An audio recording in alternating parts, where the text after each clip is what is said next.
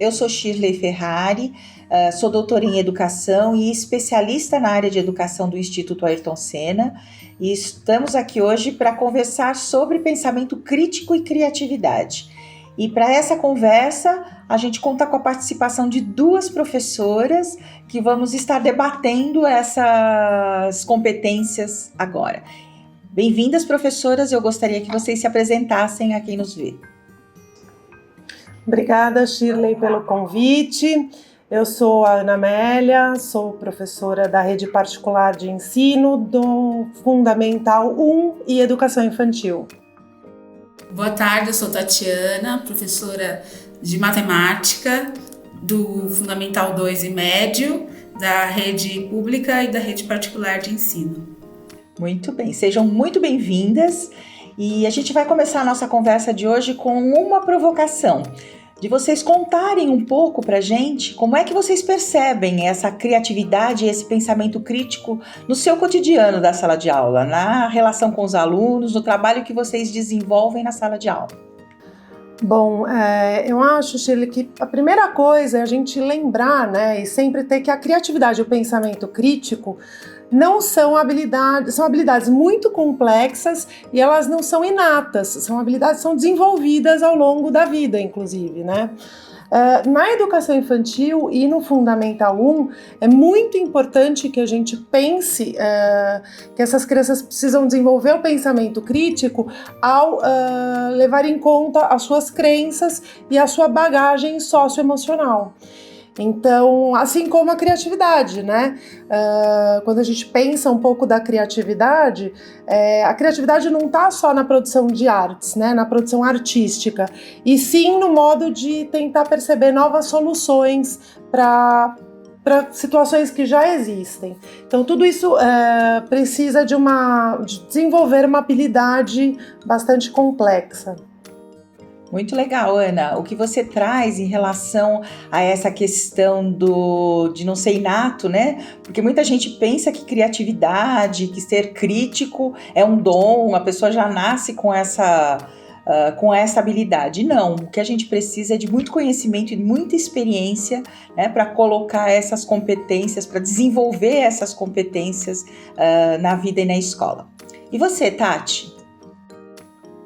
Primeira coisa que eu levanto é que na escola pública a gente tem que ter criatividade. A falta de materiais na escola pública, a falta de acesso a algumas coisas faz com que a gente tenha que ter criatividade para ter novas ideias, novas metodologias, né? E eu penso muito no que está acontecendo hoje, né? Hoje, com a pandemia, a gente teve que trazer novas tecnologias para a sala de aula. E assim, foi um tempo de muito estudo e de muita criatividade.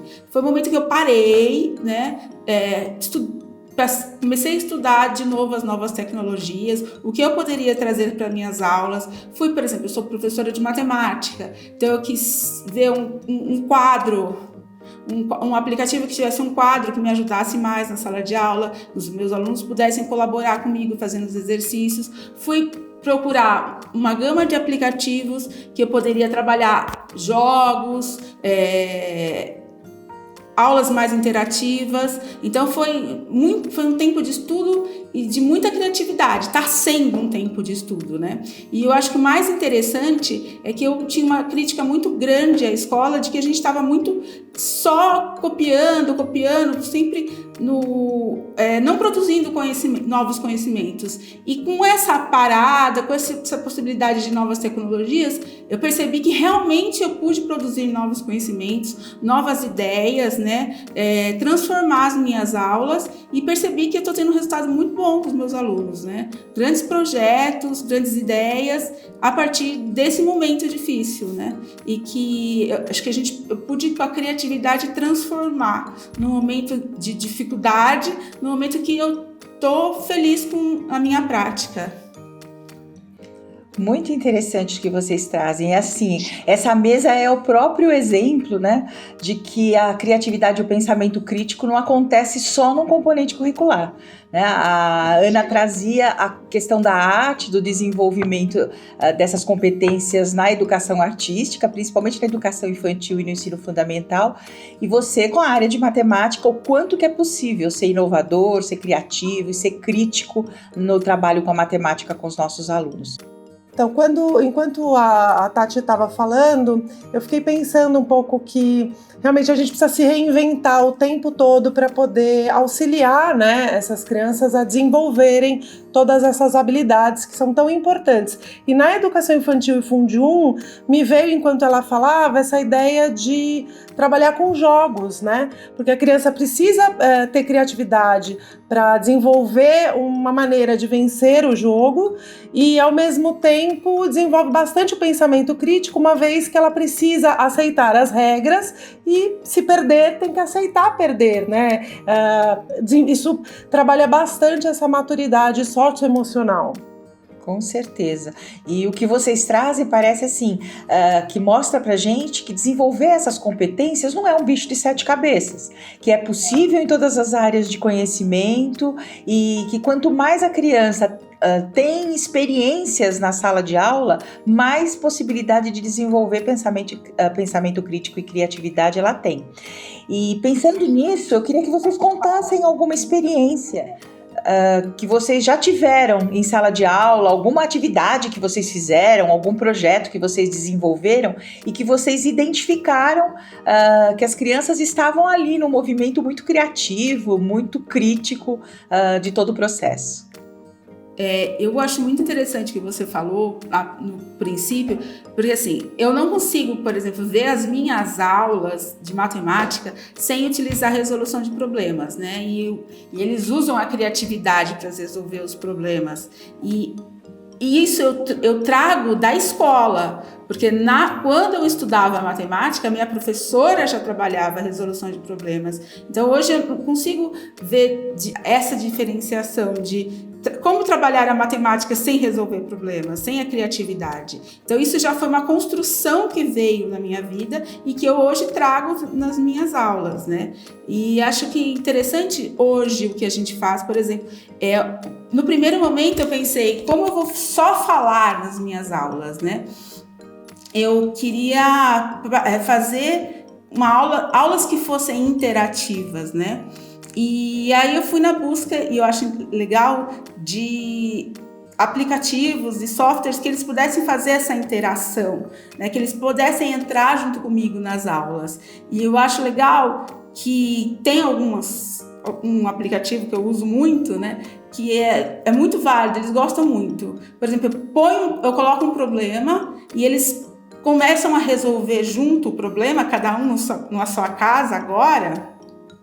E a gente vai construindo assim, a resolução do problema todos juntos, né? Aí quando a gente tem mais ou menos um caminho, eles colocam várias hipóteses, né? A gente começa a discutir a conclusão.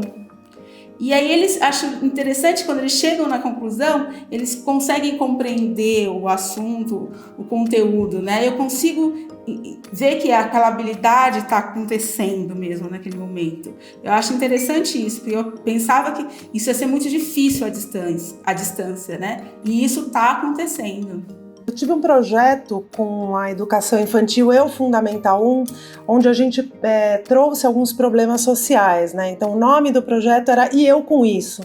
Então, nesse projeto, a gente trabalhou bastante todo esse processo de criatividade, de pensar novas soluções, né? Lá, o que as crianças trouxeram foi a terceira idade e eu com isso, né? E os nossos idosos, como que fica? Porque, na verdade, essa questão da idade é muito próxima, porque a grande maioria tem ainda os avós, e ao mesmo tempo muito distante, porque eles ainda são muito jovens. E foi muito legal porque assim, a gente ficou pensando, né, as crianças foram trazendo, e os vovôs e as vovós que não têm família, né, o que eles precisam, o que não precisam. E aí dentro desse projeto, as crianças decidiram adotar um lar de idosas, né, adotar as vovós, e aí eu os provoquei da seguinte maneira, né? Quais são as necessidades e os desejos, né? Porque aí começou assim, não, eu queria dar, eu quero um vestido, eu quero um presente, né? Eu falei, ok, mas o que eles realmente precisam, né? O que a gente precisa em busca disso? E aí as crianças começaram a pensar, não, precisam de carinho, mas precisam de alimentos. Falei, bom, então a gente está lidando com duas referências, né? Então uma são os desejos, né? Outras são as necessidades. Dentro dessas necessidades, o que são necessidades emocionais e o que são necessidades físicas? E aí dentro disso eles foram listando uma dezena de coisas que eram importantes. E aí veio a segunda provocação, né? Eu falei, ok, então vocês querem ajudar financeiramente, né, com alimentos, com produtos de higiene, mas vocês também me dizem que eles são muito sozinhos, vocês querem ir lá. Como nós vamos tornar isso possível? E aí começou a pipocar ideias, né, de como fazer isso funcionar, como eles arrecadariam fundos para tudo isso. Então a gente envolveu diversas disciplinas, né, inclusive a matemática, né? Então assim, como eles iam, então tinha um tesoureiro, o que eles iam fazer ou não. Então eles decidiram fazer rifas, bingo, para poder arrecadar o valor e ajudar, e decidiram fazer um chá da tarde para essas vovós. Então, foi um exercício de pensamento crítico e criatividade bastante construtivo.